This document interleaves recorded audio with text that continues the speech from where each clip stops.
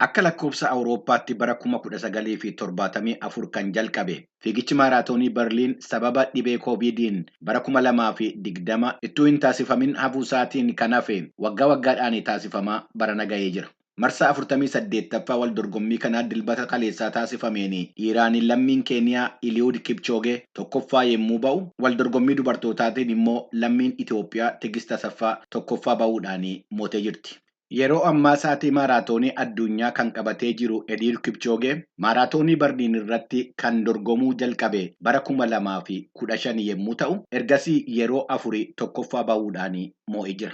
Fiigicha kaleessaa irrattis waggaa afuriin dura achuma Jarman keessatti sa'aatii ofii isaatii galmeessee ture sekoondii 30 fooyyessuudhaan sa'aatii 2 fi daqiiqaa 1 fi sekoondii 9 xumuree jira. Fiigicha kaleessaa kana lammaffaa kan bahees lammii Keeniyaati. Maark Kooriirii. Atileetonni Itoophiyaa Teedii Abaatee fi Andaamlaak Balli'uu sadaffaadhaa fi afuraffaa bahanii jiru. Limanii Geetaachoo ja'affaa ba'e. Waldorgommii dubartootaatiin sa'aatii haaraa galmeessitee tokkoffaa bahuudhaan kan moote lammii Itoophiyaa Tigist Asaffaati. Sa'aatiin isheen ittiin xumurte sa'aatii 2 fi daqiiqaa 15 fi sekoondii 37 seenaa waldorgommii maaraatoonii dubartootaa kan bakka sanaa keessatti isa sadaffaa ta'ee galmaa'ee jira. Fiigicha kaleessaa irratti lammaffaa kan baate lammii Keeniyaa Roozmaarii Waanjiruuti. Isheedhaa fi atileetii Itoophiyaa sadaffaa baate Tigist Abbaayichee gidduu garaagarummaan jiru sekoondii 3 qofa. Sa'aatii 2 fi daqiiqaa 18 fi sekoondii 2 sadaffaa kan baate Tigist. Warqina Shiddeessaa afuraffaa, Masaraat Gollaa shanaffaa bahanii jiru.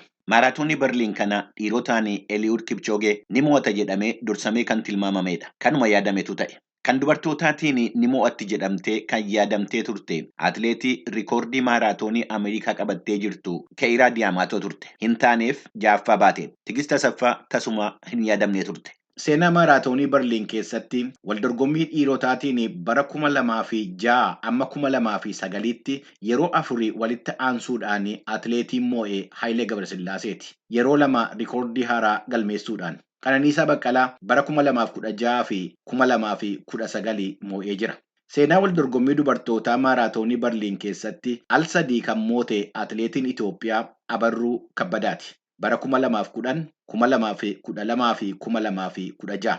Isheedhaan dura bara 2006 fi 2007 walitti aansuudhaan al 2 kan moote Geexee Waamiiti. Asheetee Baqqalee, Tirfii Tsaggaayee, Atsadee Habtaamuu fi Goyitatoom Gabrasillaasee al tokko moo'anii jiru. Dhiirotaan Hayileedhaa fi Qananiisaadhaa alatti atileetiin Itoophiyaa maaraatoonii Berliin moo'ee beeku Guyyee Adoolaati. Bara 2021. Lammiin Afrikaa yeroo jalqabaatii fi maaraatoonii Berliin bara 1987tti moo'ee lammii Taanzaaniyaa Suleeman Niyaambiiti. Bara 1988 isatu moo'e. Dubartootaan bara 1996 yeroo jalqabaatii fi maaraatoonii Berliin dubartiin Afrikaa mootee seenaa galmeessite lammii Afrikaa kibbaa Koolindee Re'uukii jedhamti. Waggaa 48 baranaa dubartiin maaraatoonii Berliin tokkoffaa baatee xumurte lammiin biyya Jarman lixaa Juutaa Voon Haas sa'aatii 3 fi daqiiqaa 22 fi sekoondii tokkoyyuu itti fudhate. Tigist Asaffaa kaleessaa sa'aatii 2 fi daqiiqaa 15 fi sekoondii 37 xumurte. Waggaa 48 keessatti garaagarummaa sa'aatii tokkootii fi daqiiqaa 7 oliitu argamee jira jechuudha. Kan dhiiraatiin bara 1974 tokkoffaa bahee kan moo'e lammiin Jarman lixaa Guuntar Haalaas sa'aatii 2 fi daqiiqaa 44 fi sekoondii 53 itti fudhate.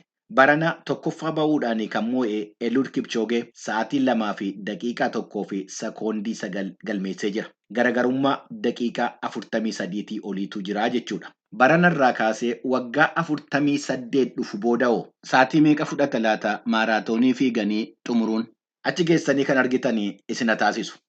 Addunyaa irratti fiigicha maaraatoonii gurguddaa ta'an keessaa tokko kan ta'e maaraatooniin Londonii dilbata dhufu onkoloolessa 2 taasifama. Yeroo ammaa sa'aatii maaraatoonii addunyaa sadarkaa lammaffaa irratti qabatee kan jiru Qananiisaa Baqqalaa ni hirmaata jedhamee eegama. Eliud Kipchoge hin hirmaatu. Abbaa moo'uu achi geenye ilaalla.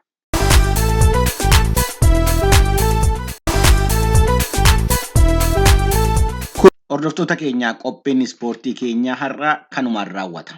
Hin dagatinaa bakka jirtanitti sosocho'aa. Ispoortiin fayyaadha. Fayyaan immoo waa mara. Bakka jirtanitti fayyaa ta'aa.